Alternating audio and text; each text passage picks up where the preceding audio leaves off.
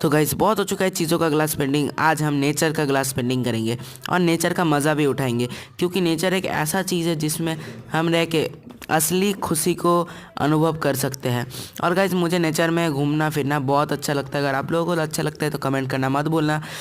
और गाइस देखो, इस पेंटिंग को करने में जो मुझे ग्लास यूज़ किया है मैंने, आप लोग देख सकते हो वो राउंड से क्या है। आप लोगों को वो बताना है मैंने वो ग्लास कहाँ से लिया है। मैंने ये ख़रीदा नहीं है, मैंने एक जुगाड़ से निकाला है इसे।